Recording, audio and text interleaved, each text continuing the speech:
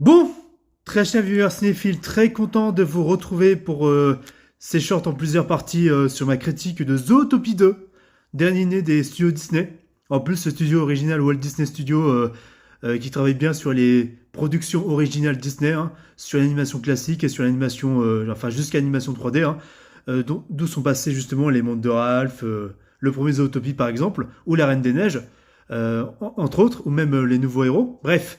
Zootopie 2, j'avais adoré le premier film, qui était extrêmement pertinent dans son propos, avec des personnages attachants, un univers ultra original, un concept vraiment cool, qui était drôle à la fois, avec un côté enquête, un côté policier, qui était pertinent, et qui dénonçait très bien par rapport à ce qui se passe de mal dans la société d'aujourd'hui, et et le rendre, comment dire, et faire un parallèle comme ça, et le rendre accessible aux enfants, ça c'est une réussite totale.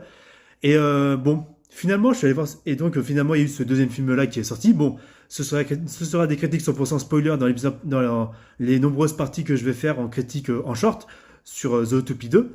Euh, il y en a qui pourraient dire que Zootopie 2, pour faire l'introduction juste vite fait, ça peut être wokiste ou. Bah, certes, ok, c'est progressiste Zootopie, je dis pas le contraire. Ça prône la tolérance, ça prône le respect de l'autre, ça prône, on va dire, le vivre ensemble, tout ça.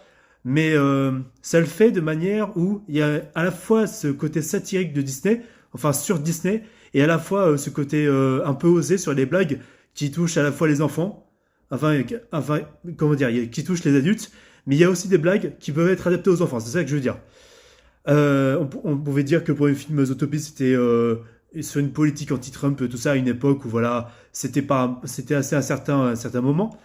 Et Zootopie 2, bah en fait, reprend ce concept où vraiment il y a des propos avec des messages importants, où aujourd'hui, pour vous dire, avec tout ce qui se passe dans le monde, forcément, c'est important d'en parler. Enfin, Zootopie en parle en tout cas dans son film en question, dans son deuxième film, où justement, bah ça va avec l'esprit de la saga, ça va avec l'esprit de la licence et des personnages et du concept même de l'univers, quoi. Cet univers où tu as une ville gigantesque avec plusieurs environnements où tous les animaux peuvent vivre ensemble, hein. Là, du coup, dans le premier film, c'est les mammifères. Et là, dans le second, bon, si vous avez vu les bandes annonces, du coup, on a un serpent, on ne sait pas trop pourquoi, mais justement, je vais raconter le résumé au fur et à mesure et en faire la critique en question.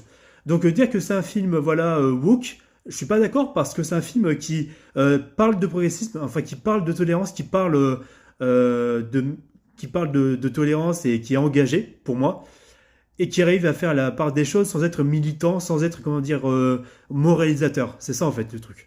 Donc, je vous propose de regarder ma critique dès maintenant de Zootopie 2 que je vais faire dans quelques instants en short. 100% spoiler, je vous aurais prévenu.